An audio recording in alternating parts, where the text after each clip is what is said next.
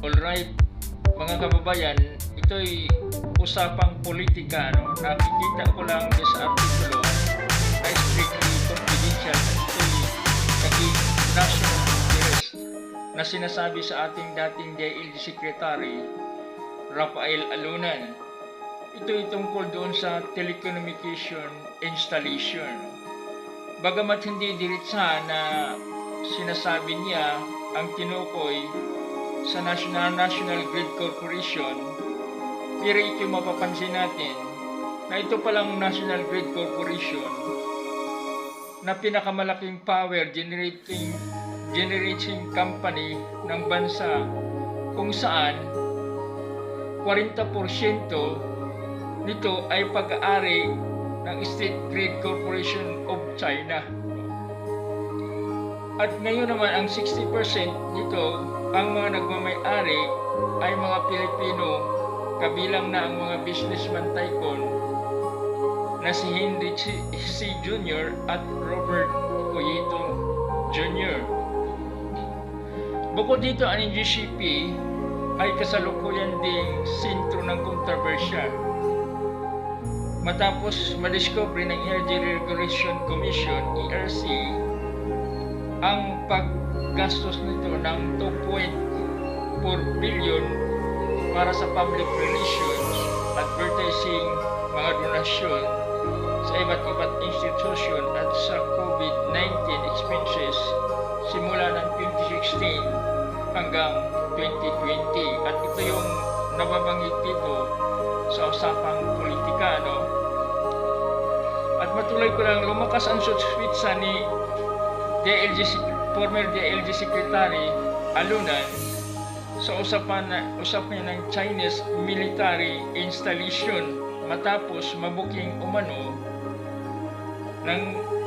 clandestine operation o itong mga illegal, no, operation ng People's Liberation Army, itong PLA, sa mga pugo, Philippine Offshore Gaming Operation hub sa Parañaque at Pasay City na sinalakay ng Presidential Anti-Organized Crime Commission ng PEOOC, no, kamakailan. Ito malalaman natin ang mga pangyayari na ang national interest natin ay nakasalalay sana sa ating mga senador na paghandaan nila ito, na sila'y kikilos na at gagawa sila ng batas kung ano ang mga dapat na precautionary measure na magagawa, no? Ating mapaghandaan at ito'y darating na future na maging catastrophic dahil ang mga ginagamit sa mga modernong panahon natin ngayon ay ang mga teknolohiya at ang kadalasan dito ay ang mga cellphone, computer, o iba pang nagagamit ng internet at nangailangan ng kuryente. At alam naman natin na ang Meralco ay sila kumukuha din sa National Grid Power Corporation na ito ang nagsusupply. So nakikita natin ang problema sa Chinese PLA, pugo, at may bago pa silang niread, no? Doon nata sa Corinthians Garden o sa Corinthians, ano, na mamahaling subdivision na mayroong mga Chinese na may mga high power na mga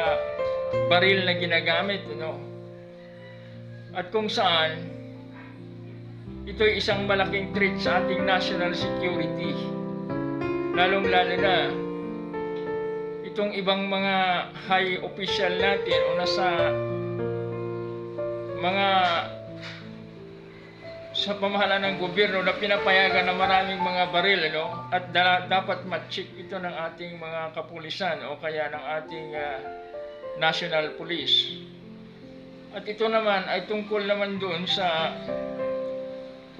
ating national security na sana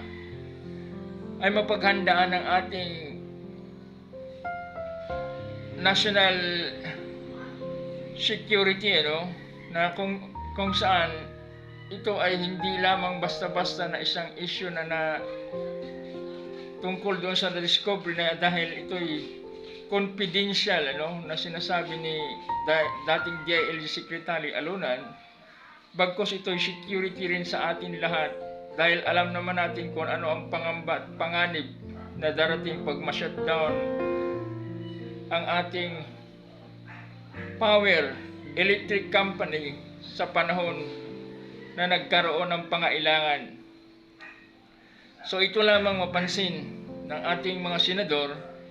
kung ano ang dapat gawin natin action, na dahil ang Chinese ay kumikilos sila noong unang panahong panamalaya at ngayon na nagkakaroon na tayo ng magandang gobyerno dito sa ating bagong presidente na sa Ferdinand Bongbong Marcos, at kumilos na ang hustisya at kumilos rin sana ang ating mga nasa pamahalaan, lalong-lalo na ang ating mga senador dahil sila'y national at sila'y kikilos doon sa ating national interest at lalo na itong security issue dahil ito'y nagkakailangan ng humanity, It is a disaster, It is a humanity disaster kung wala tayong preparedness o future preparation dito sa maging posibleng mangyayari. So sana ito isang babala ang binubulgar ni dating DILG Secretary Rafael Alunan na isang confidential na naobserbahan niya, na alam naman natin ang mga bagong na-discoveryhan din ng ating mga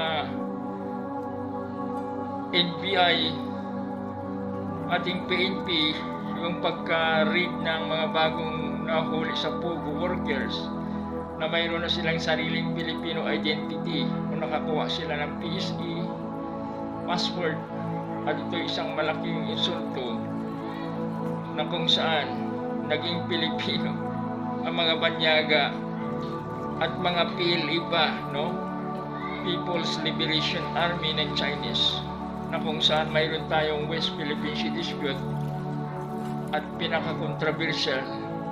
na ito'y nangangambang panganib sa ating kinabukasan ng mga bata at ng future generation. At sana mapagandaan ito ng ating mga mambabatas at ating national security at defense.